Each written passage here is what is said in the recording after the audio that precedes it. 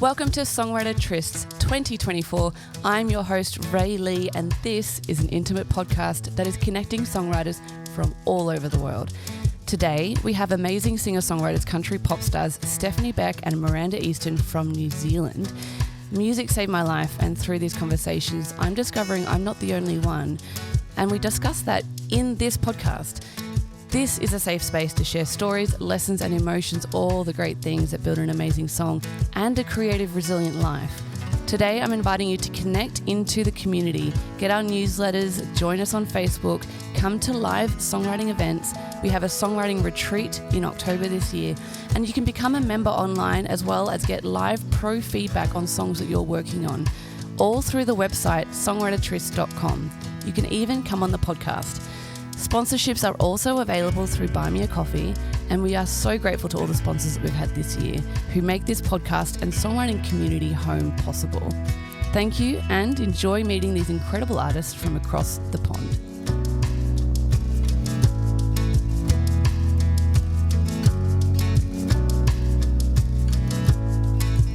Welcome to a Songwriter Tryst. We have a double duo, excellent trio type chat today. We've got Miranda Easten and Stephanie Beck. Thank you for joining me. I like to start this podcast by getting you, the artist, to introduce yourself, tell us where you're from and what you do. Who wants to go first? Because I don't normally interview two people at once. Hey, we're a first timer. That's cool. I'll go for it. Yeah, my name's Miranda Easten, and I have been writing songs since I was really young. I started out with poetry and got into guitar, and my mum pushed me into a few choirs and things I didn't really want to do at the time, but looking back, it was probably a good idea. Yeah, studied music at ARA Jazz School, which was great, met a lot of cool musicians and collaborated with a bunch of awesome people. And yeah, so I've put out this is a very condensed version. That's okay. We'll cover it. It's a podcast. Yeah, so my debut album came out a few years ago, which was great. I had some songs do well in Australia, which was cool. Music videos took off in the States, which was unexpected and cool. Congrats. And they're still going over there on TV, which is nice. And yeah, just recently released my second album, which has charted at number 6 here in New Zealand just a couple of weeks ago. Congratulations. Fantastic. Yeah. And yeah, Stephanie and I have been working together for a wee while now and are best friends. And yeah, we'll get into our music side of things soon. Yeah. But also, I should probably add, born and bred in Christchurch in South Island of New Zealand. Nice. Yeah. Okay. Thank you. I guess it's my turn. Yeah. I'm going to come back to you. Yeah, but we'll come back to the joint stuff, the duo stuff. Yeah. But hey, I'm Stephanie Beck, and if you can't tell, I've got an accent. Originally from Portland, Oregon in the States, but I moved to Christchurch a very long time ago. And I would say I'm now a Cantabrian. I love it. Love living in New Zealand. It's amazing. And I guess with my musical journey, I'm one of 6 kids. I was always the loudest and the most obnoxious one, and I would never stop making noise. So I was always singing. Where in the 6 are you? I'm number 2, but first daughter. So where are you in the line? I'm 4. I'm number 4. So I'm like I'm the middle forgotten child.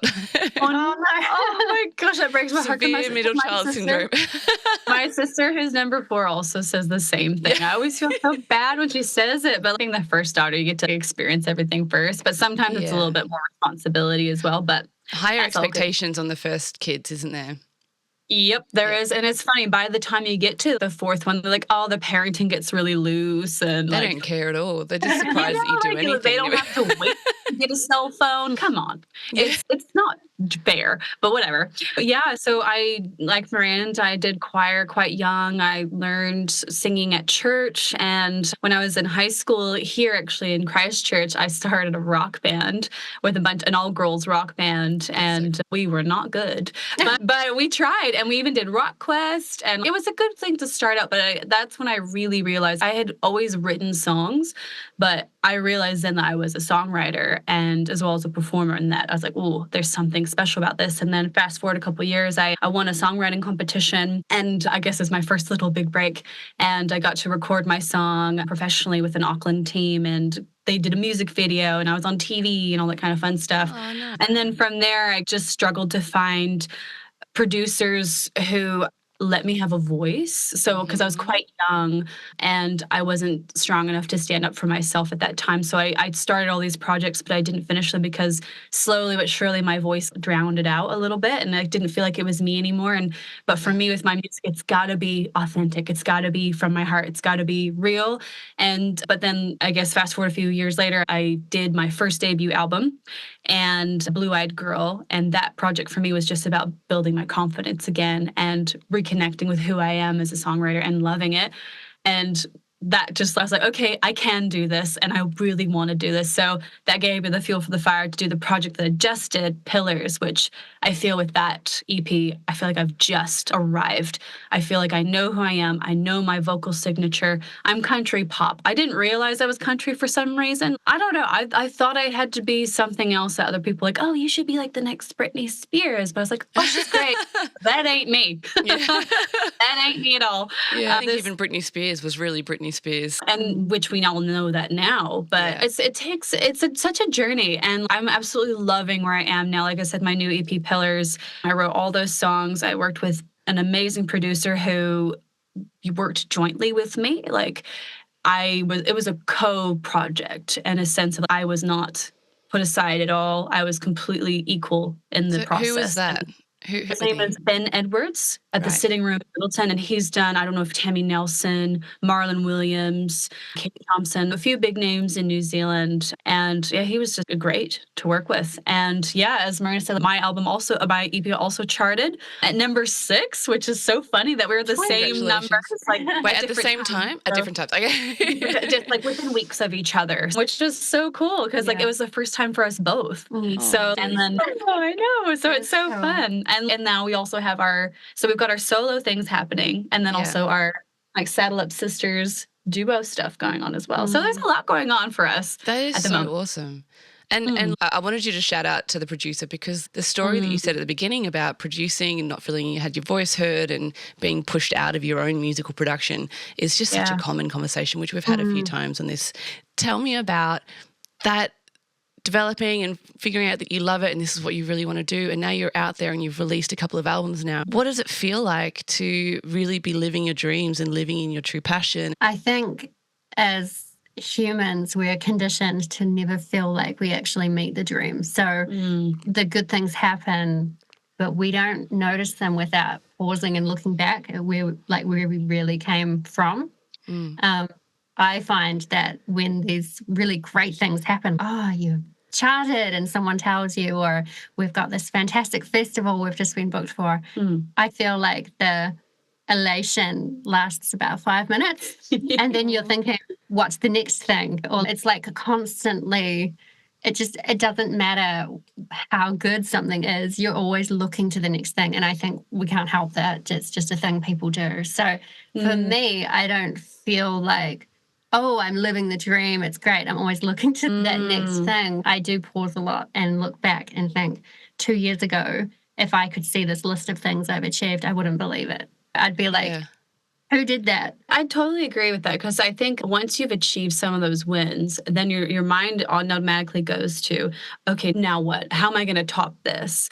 But I think something that I've been trying to do, first of all, was starting this, as you said, fairly recent journey, but there's all that preparation of years of work going on in the background. Like I actually came across I think it was maybe a to-do list, but it's actually a dream list that I wrote when I was like a teenager. And it had all of these things that I wanted to achieve. And for some reason, it was within that year. So I gave myself an unrealistic time frame. But it's fun looking back at it now, like actually how many things I've been able to actually tick off of dreams that I've wanted to do in my lifetime with my music. And honestly, I just feel so much gratitude for those opportunities that they've come. But I also acknowledge the hard work that we put into to make them happen. And because I think sometimes people can get caught up in the whole idea of thinking like, oh, you just got that opportunity or that you're just in the right place at the right time. You make yourself be in the right place in the right time to then be ready for when those opportunities come, and also keep pushing your dream along, and then other people join the bandwagon and it becomes this moving bus of a dream, I guess, if you will. Yeah. But it honestly, like with Miranda, it's so important that she was saying to go back and reflect, because like it's so easy to get caught up in thinking like, okay, what's next? But even if I just look at my Instagram account and just think all the things I did over the last couple of weeks, I'm just like, oh my gosh, that's right, I did that. It's wow. crazy. Like, oh man. It's so cool because we're humans, we forget. Yeah. We really do. We have to be reminded. We were talking about it just before coming on the podcast, actually. Just up on the wall, you can't see it, but just up here. Yeah, right there. My giant vision board. Yeah. And I'm saying that the side, like I put things on one side that I'd like to work towards, and on the other side, when they happen, we put them there, and it's overflowing. Like the side I that's love that. winning. She's running out of space. Running out of space, and I was You saying, need a bigger board. what do I do? You're going to have to send me a picture of that because I want to Board see it. I love goal setting, and I love Tony Robinson's saying where he says most of us overestimate how much we can achieve in a year, like your 1 year dreams. But a lot of us underestimate what we can achieve in 10 years. And it can be, it's a harder skill to learn to plan that far in advance. What are we going to do by the end of this year? But what are we going to do by the end of 2 years, 5 years, 10 years? Where do we want to be in 10 years' time?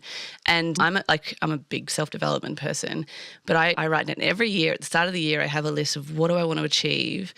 And I have learned to not put set goals on it. Like it'd be nice to have if that happens this year, but they're just goals working towards.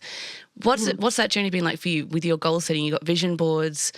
Like how do you set it up? Do you have a ritual on when you do it? Or I always do mine New Year's Eve. I don't go out and party unless I've been paid Such for a a great gig. time of year to do it. Yeah. So I keep mine going all the time, really, and I'm always adding to it. And we're both list people. We're so very we've much got list like people. we write our lists together. We've got our own lists, and then we're like, okay, we're together. What's our list of things we need to work on? Yeah, sure. And You're on my list today. Yep. Daily to-do list. You're on my list. I think with especially the vision board in particular, it's more about being reminded every time I see it to look for those opportunities. Yeah. Like it's not really just like wishing for stuff. It keeps me noticing which things work towards those goals that I've got. Yeah. Even with looking back and with Miranda and I working together on the Saddle Up Sisters, we did our headlining a national tour together. We released a single together, which is charting in Australia at the moment. And we have a music video coming out for it, which we actually filmed our entire tour. So it's the whole tour and the music video. It's awesome. And it comes out in 2 weeks. Okay, so it comes out on the 26th of August. But we started working on this journey particularly a year ago. We were planning. We were writing our goals down of things we wanted to achieve, and then we actually met together and we would sit on both of our little laptops chipping away at our to-do list, and then we would organize our band rehearsals, the things that we needed to do. So we made basically SMART goals. Sorry, I can't remember what all the acronyms stand for at the moment, but specific, measurable, attainable, I think. Action. Action, maybe that's probably better. Realistic and the time frames. We definitely stuck to those. And as Miranda's saying, looking back on now, we achieved all the things that we wanted to do. And some amazing the power of goals. Yeah. I know. Be consistent and showing up for your dreams as well. And I think Believing also in us yourself. together. Yeah, 100%. Because I think that's a big part of it. When you don't actually believe you're good enough or you deserve it or you're even worthy of success. You don't want to be a tall poppy. But it's not about being that. It's just being your true self and allowing yourself to be that person you know is inside you and honoring that. And I think that's something I've personally felt from doing this whole journey and my personal project as well, is I feel like this is who I'm meant to be. And I just feel so much joy in that. Yeah, I make mistakes. I probably miss opportunities and I don't do it perfectly, but we learn from those. Exactly. Yeah. We're learning, we're growing, and we're having fun doing it. And I think that's what really shows. And I think that's why we're finding the goals and the wins because of all that other stuff going on inside as well. And another thing, just to add on that, we've noticed how the tiny little wins you wouldn't think would mean much, how they've led to other things. Oh, yeah. Like just tiny wee details. Like we went to this thing and we met this person. Right person at the right time. 3 months later, you're doing these fantastic shows, but it wouldn't have happened if you hadn't met this person. We didn't want to go to that one thing which we were too tired to go to, but we went anyway. Yeah, so true. Sometimes it is a bit of a jigsaw puzzle. A little It bit is. And together. I don't truly think that anyone really has some big break. I think there's a whole lot of hard work that goes into every single little steps. move. It's literally one step at a time. But like you said, it's showing. What's the worst that can happen, he said, but also what's the best that could happen? If you think about it that way. Yeah, amazing. What's the best thing that could happen? And like the thing is, you got to put yourself out there, even if it's uncomfortable, because that's how you grow and that's how you actually get these kind of opportunities, is by showing so uncomfortable, isn't it? Oh yeah. Oh yeah, of course it is. I think if it wasn't, everyone would do it and then everyone would be where they want to be. But being uncomfortable is actually not a bad thing if it's pushing you to do something that actually would lead to a good thing. It's not natural though, is it? Putting ourselves in uncomfortable situations as human beings. We've become quite comfortable in life, haven't we? Especially in Australia and New Zealand and in Western world. I can't speak for anywhere else really, but we've become extremely comfortable.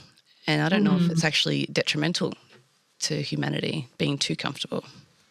Yeah, I'd say it is. A little bit of healthy stress here and there is, it's good. It is growth, isn't it? That's the thing. It's the growth. And because I used to think that, stress is not good, it's not healthy, but actually it is.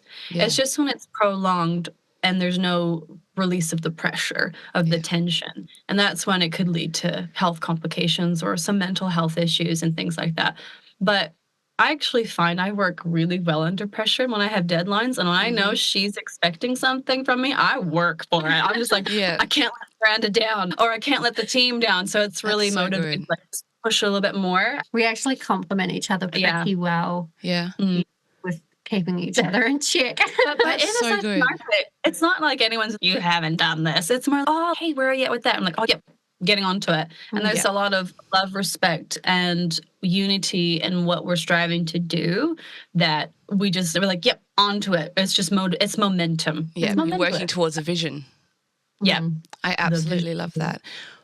You sound really emotionally mature and you've obviously had massive growth with your mental health around understanding, like way more emotionally mature than a lot of people I know. So how have you gotten to this space? Is it parental? Is it family experience? Or has there been something that's helped you learn these sort of tactics? Like how did you learn that stress is actually okay? Many things. I think naturally with my personality and some of my strengths, I'm a very empathetic person. But that's like a superpower, but it also can be quite detrimental if you don't know how to turn it off because you're always feeling what other people are feeling and wanting to take on their pain and resolve it, but it's not yours. Really, you're just there to be a support. So it's okay, how do I love but not take it all on? So I think it's just a lot of spending time with yourself and actually working on yourself. And during the COVID times, sorry to go back to that point, when there wasn't really a whole lot else to do, I just remember being like with myself thinking, I was doing pretty good in life. But I was like, actually, there's some things I need to work on myself that I've noticed are holding me back. And a lot of that was self-worth and feeling good enough is something I personally struggle with. And it's just finding tools and things with that. I believe in like emotional clearing and addressing issues and realizing it's okay to feel those things, but then what do you do with it? You don't always get to choose what happens to you, but you always get to choose how you respond. So it's, I guess, reviewing those things, looking at what can I learn from it and trying to take yourself back out of the situation. And I was also quite blessed that I was raised with parents that always taught me to honor my feelings and tried to teach me emotional intelligence. And I would definitely, Mom and Dad. thank you for getting me started. And then I knew naturally where to go if there was if I was feeling really down on something or going through some really tough challenges in my life, because we all do, of learning personal self-resilience. And what does that look like? What does it feel like for you? And everyone's different, and it takes a lot of exploration. And sometimes people, as you said, are too comfortable dealing with where they're at and don't want to deal with themselves. Do a deep dive, But really, the only way to, I think, remove the little blockages we have inside is to deal with yourself. Just own your stuff and deal with it. Accept it, take ownership, clean it out of the closet, and make way for the person that you really are. And I find sometimes we don't do it until we absolutely have to, especially if it's really hard. Sometimes the universe is just, you have to deal with this now and there's no choice. But I'm also a big believer that we don't get given things that we can't handle. Yes. And that helps me when I freak out. I'm like, if I couldn't do this, then I wouldn't be doing it. So say yes and work it out later. Perspective, it really helps. And remembering those things that we've learned, 100%. I believe the same. We wouldn't be given something that we can't handle. And each thing we get better and we grow and we can handle a little bit more, bit more. Oh, that one feels uncomfortable, but a little bit more. It's just all part of the human experience of evolving, I think. Yeah. And that's a biblical term as well, being the pastor's kid. No. Hey! So, God doesn't give you any temptation that you can, or anything you can't handle, I think is the saying. I can't remember where it's from. You're right. I used to remember. I used to be so good at memory verses, and that was one of my strengths. I think it helped me with remembering lyrics and things. Did they ever do that with you guys? You had to do memory verses, and if you remembered the whole verse by the end of Sunday school, you'd get a treat. Oh, yeah. That's the best way to teach kids. Incentive, right? Oh, absolutely. And it trained my short-term memory for sure. How about you, Miranda? Do you have anything to say on that? I'm very complicated. I like complicated. It's fun. Yeah. We all do.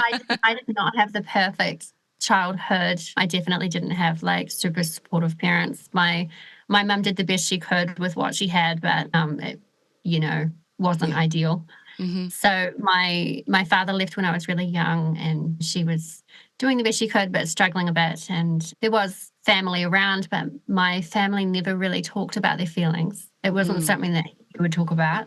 Yeah. And so for me, I've had to self-soothe most of my life. And so I've always been seeking out advice from other places. And when I was a teenager, I started having wicked panic attacks every single day for years, basically. And it took away all those special years. And there was a lot I couldn't do. I became agoraphobic. I couldn't leave the house. Lost a lot of friends. Yeah. So I had this huge, I call it the dark ages. It was this huge period of time.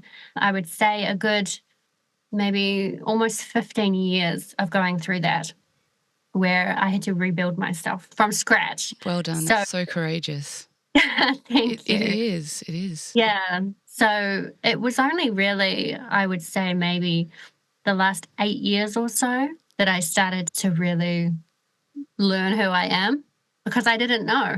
Mm-hmm. I had no idea, because I'd just been living in survival mode for such a long time, a bit of a prisoner in my own head. Mm-hmm. And it's only a really kind of recent thing in my life to be emotionally intelligent. I watch a lot of Mel Robbins. I love her. Mm-hmm. I meditate. I have lovely friends now and a great supportive family. And it's a very different journey to Steph's. I'm so envious of the big family thing, and everyone loud sisters and brothers and my family. There's pros and cons. As lovely as they are, the challenges. We're not close. They're not that kind of. So it's really lovely to have this friendship. She really is my best friend. That's so amazing. We're sisters. A lot of healing has come from this. So. And the music as well, I'm assuming, is probably been a massive journey for you. And I know for myself, I wouldn't be where I am now without the gift of music. Mm-hmm. How is it like that for you as well? Oh, absolutely. And writing is such an amazing outlet. And I don't know where I would be without it. I've had multiple therapists tell me I'd be dead if I didn't have music. Yeah, I believe I would too. Yeah, absolutely. Yeah. That's why at the beginning of this podcast, I say music saved my life. And that's why, because I probably would have been an overdose, or I would have, if I didn't have the music as the outlet, I probably would have looked for something that might have been more unhealthy. Exactly. I see that in me as well, 100%. Tell me about this more recent connection. Saddle Up Sisters. So what was the beginning of that? Where did that idea come from? We actually met each other online, because I actually remember the first time I ever saw Miranda's face was in a magazine at my work. And I just looked at the pictures. She looks cool. I was like, I'd love to get to know her. And then I finding her online or whatever, and we followed each other and we both listened to each other's music. And I don't know, there was just like a mutual respect, and we would like comment on each other's stuff every now and then. But I just was like, one day a mutual place we would go to was having like a music social networking evening. And I was like, hey, do you want to go to this so we could actually finally meet in person? And she's like, yep. And she came, and then it was love at first sight. Yeah. Like, I know that contradicts this, but sister love at first sight. We even said straight away, we're going to be friends forever, best friends. Just like as you're no pressure. Like, oh, no. I know, we just knew, and we just have a lot of, and we just have so many dreams, goals, and some life things going on that just we really click and we can understand each other and be there for each other. And it's just like really hard to explain. It's just like, some of it's spooky. I know. Really. Like, so then you're like, we have to do something with this, right? Like we have to, okay. Exactly. So who came up with the idea of collaborating and doing music together? I think the tour was my idea, and the song was your idea. And then we're like, let's put it all together. But we would meet at Coffee Culture, and we didn't buy anything sometimes. We just sit there, use their Wi-Fi, but then we started buying stuff because we met like every Saturday. Like Saturday's like our day. We get together and we plan, we strategize, like what is it we want to do, what are our goals, and then we make our little wee to-do list of things that we need to do. And then by the next time we meet, we're like, okay, where are we at with this? So we'd have our follow-up catch-ups.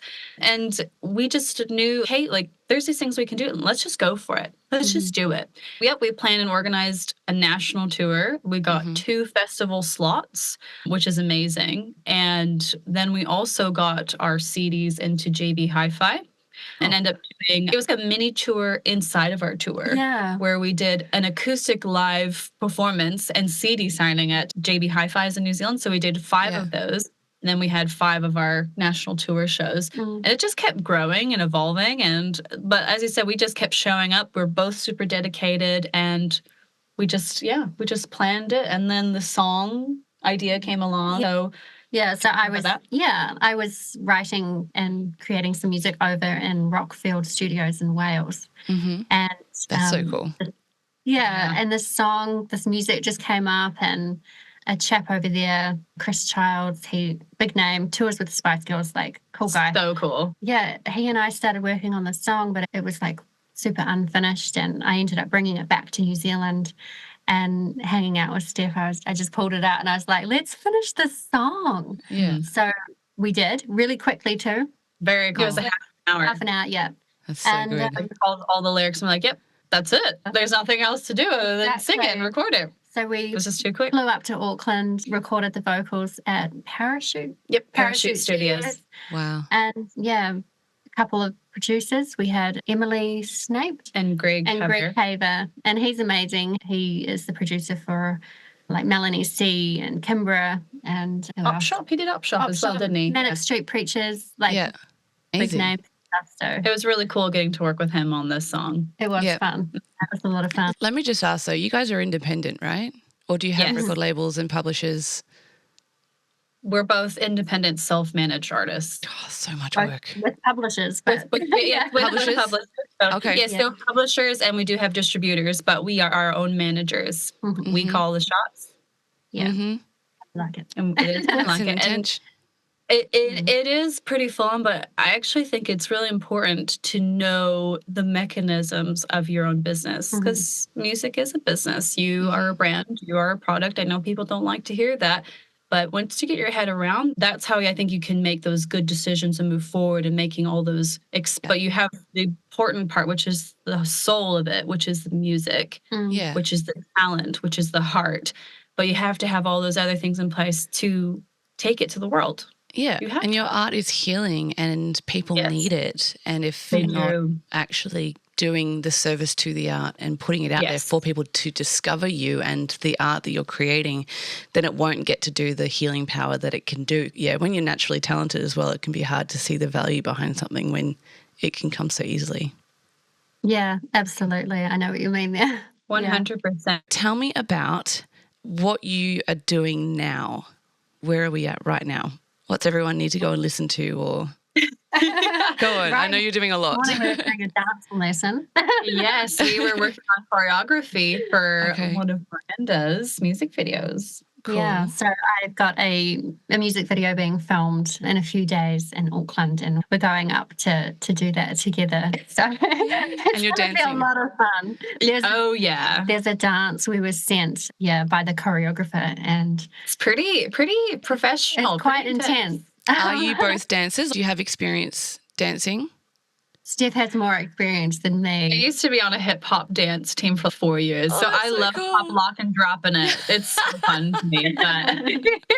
So I'm trying to teach you some pops. Yeah, you're getting them though. I'm doing it, but I look weird doing it. I'm like very tall and lanky. Just having fun. I'm just letting loose. Yeah, so a little attitude. There's been a bit of that going. That's the job of the week, really, is to perfect this dance video. But the next thing is our own music video, which for Hell and Back. As we mentioned before, we filmed the entire music video while we're on tour, and the video just captures it perfectly. It feels like a tour diary. It's just awesome. On the road, all these really special moments, our fans actually being in the videos as well, and the locations that we performed at, the festivals, everything is all captured in this beautiful time capsule, which is the music video. And we're really excited for that to come out. And so that comes out on the 26th of August. It's like documentary style vibes. Yeah. And a little bit of like live performance as well captured in it. Yeah. And it was really well done. It was you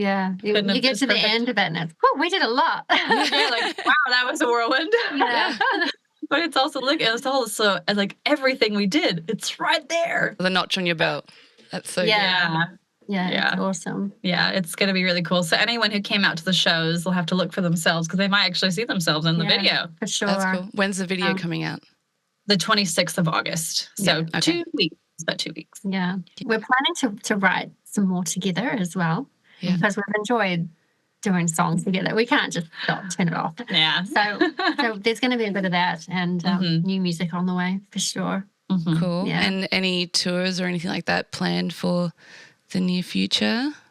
Not that you're announcing yet. We're not announcing yet. We're literally at the beginning planning stages of some potential extensions and also we really want to come to Australia. Mm-hmm. Jump over the pond.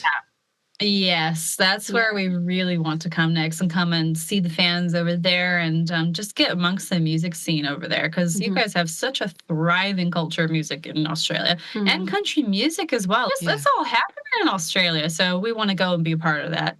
We have an amazing group of people here supporting, like supporters as well as creators, but also just like super fans who just make it all possible. Mm-hmm. Yeah, and that's the thing that's really important is those super fans, those people who really bring the support, the energy, because that's what helps us all be able to do what we want to do. Absolutely. So awesome, but not announced yet. But we're all going to keep harassing. It's in the works. So basically, just got to follow along and stay tuned to be a part of the journey, and you'll get all the latest. All right, tell me. You said you got your vision board in front of you. What are the things that you look at and you go, it makes you the most excited? Touring Australia. And Grammys. And beyond. Yes, definitely would love to. Honestly, awards really aren't the most important thing, but I think it's a great thing to aim for and to strive for and recognize the amazingness that is the songs that we put our heart and souls into.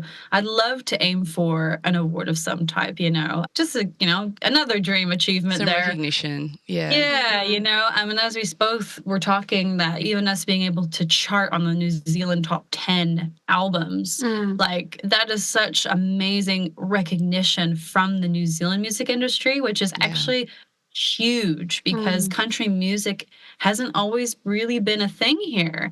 And it's really growing and becoming more of a thing here. And it just feels really nice to see that they're recognizing that space so much more. And there's so much more honor, recognition, and support of country music in New Zealand as well. My wins have been international. Yeah. Very recently. And suddenly it's like New Zealand's noticing a little bit. It does feel good. It feels like an award. Chatting. It does. Chatting it really in New Zealand. Yeah. To say, hey, the industry's like, hey, we see you, and we see what you're doing, and we love it. And it's great. Country music, we know people love it. You should Or love it just, like, too. So Yeah. I keep going back to my pastor's roots, but Jesus always says even he wasn't accepted in his hometown. And it's so hard when you feel like everyone else is appreciating you and loving what you're doing, but your local area is. Yeah. But I find it so really encouraging. Jesus was kicked out of his hometown as well. So, you know, he didn't do too bad for himself. He did something good. And I think if you can model yourself off anyone, that's a good one to follow. Tell me, now that you've been doing it a while and you have had some amazing wins, and obviously it's been a big challenge as well, if you were to give advice to someone just starting out or to other songwriters and artists out there who are watching your journey and loving what you're doing, what piece of advice would you give them? Oh, just don't stop. Don't give up. I thought you were going to say One- don't start. don't even go there. Don't. Yeah, it's all about little puzzle pieces, like I was saying earlier. Yeah. And it can seem extremely daunting when you look at it as one big thing. Like, how am I going to get to this? How am I going to get to that? Nobody just gets to that. It is just tiny puzzle pieces. So just write down your puzzle pieces, and one at a time. That's the best thing to do. And definitely the road to success is just not quitting. Yeah. Really. We all could have stopped at any moment. Yep. Keep showing up. Just Keep keep going. away. And having little breaks when you need it.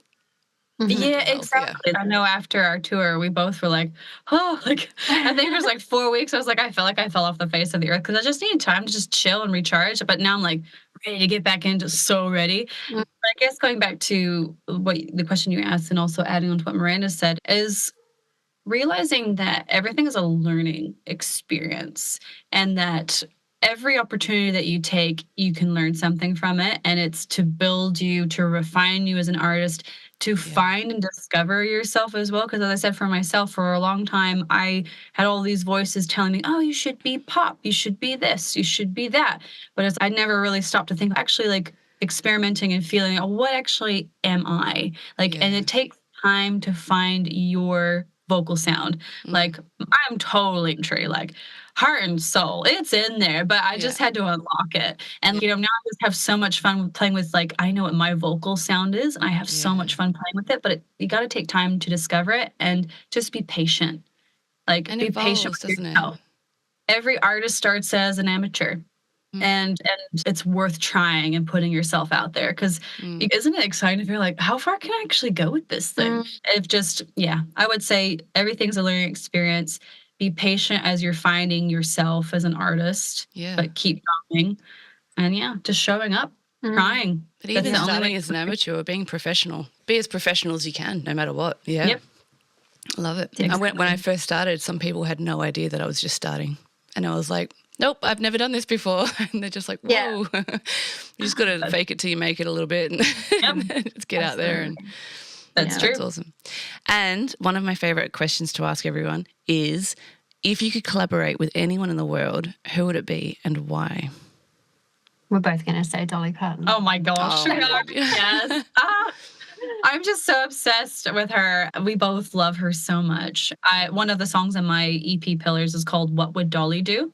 And she's just, you've got to have a listen to it. It's such a fun song. But she's just, yeah, exactly. Because she's just such a pillar of light. I think her as a person, as a businesswoman, as a songwriter, like, to me, she's like the whole package. And she's fun and just over the top. And I just love that about her. And I think it'd be so fun to meet her, to even just like have dinner with her, talk about stories, and to sing with her would just be like, I could die and go to heaven now. Good, I've done enough.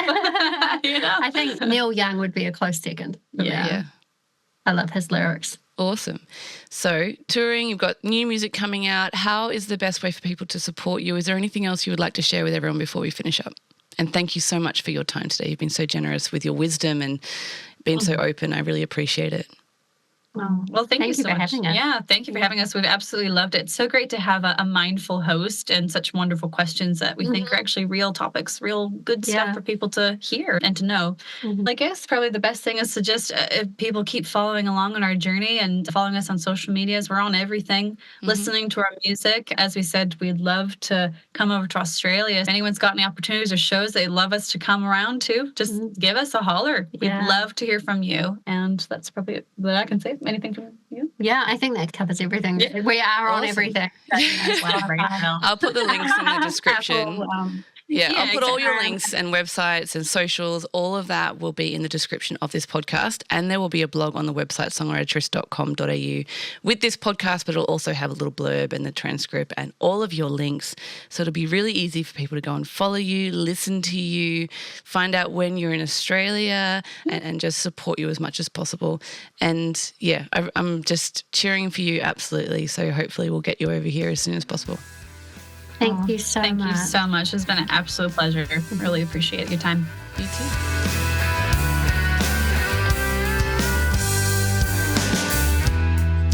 What? You may have noticed we've got some new music. Might be the backing tracks to some of my new songs coming out. But there's a lot of new things going on here at Songwriter Trysts. So check it out on songwritertrysts.com. There is something for everyone. I hope you enjoyed this podcast. Please continue to like, share, subscribe, and promote these artists, because we just want to see songwriters lifted up in the world so we can just sing at the top of our lungs and have an amazing time doing it. Have a good day and see you next time.